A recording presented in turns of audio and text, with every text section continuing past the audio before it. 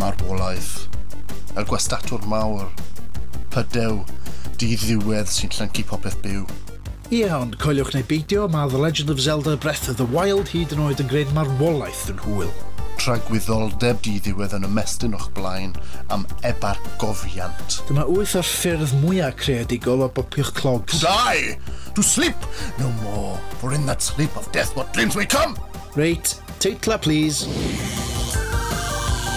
Chi'n dechrau'r gêm yn y Great Plateau ardal weddol fach, weddol saff er mwyn dysgu be di be.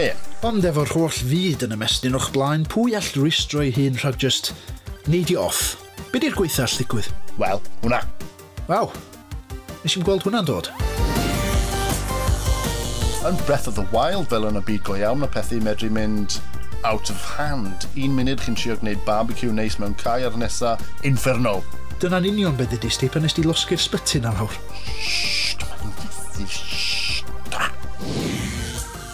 Yn wahanol i gema'n Zelda'r gorffennol, allwch chi ddim neidio'r geffyl a reidio off yn syth fel Frankie Dettori. Mae'n cymryd amser i geffyl a arfer efo chi. Felly, os chi ddim yn canolbwyntio, allwch chi ddisgyn lawr clogwyn tra'n reidio un, neu yn waith byth, wneud eich taflu chi off yn mwyn sofio groen i hun. Hunanol. Y gelyn mwyaf pwerus yn y gêm, y Lionel. Gen i Uncle Lionel.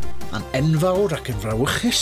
Fel Uncle Lionel. Yn rhuthro teg atoch chi os da chi'n mynd yn agos ato fo. Fel Uncle Lionel. Ac wedi achosi mwy o farwolaethau na gallai gyfri. Fel Uncle Lionel. Iesu Grist. Beth mae rhywun fod i wneud pan chi rili is y seesaw a heb ffrindiau i wneud efo chi? Wel, os wnaethoch chi atab gollwng pelen stoncyn o heiar nad y seesaw a gweld beth sy'n digwydd, llongyfrychada, chi sy'n ennill. Well, kind of.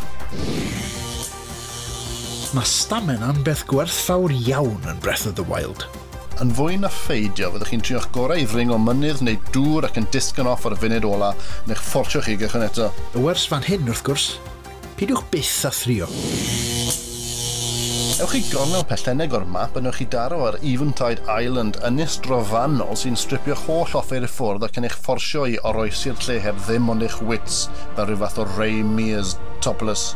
Ond newch chi ddim goroesi wrth gwrs, mae'n hard as nails. A beth bynnag, doedd Ray Mears byth yn gorfod dianc rhag byddin o sgerbyda, nac yn oedd cawr masif sy'n rhwygo coed allan o'r llawr. Na ti'n iawn, mae hwnna'n fwy fel stale Bear Grylls yn dweud. Allan o'r holl ffyrdd o farw yn Zelda, pwy fysa'n meddwl mae cael eich mwdro gan gywion ieir fydda'r mwyaf brawchus? Wel, fi. Mae cywion ieir jyst yn ddeinosaurs basically wedi'r cwbl. Ych, here we go. Drychan yn nhw llygaid BD cryfangau, gweithio fel tîm, just fel y Raptors na'n Jurassic Park. Am y tro ola, dyma'n union pam gys ti gic out a Folly Farm.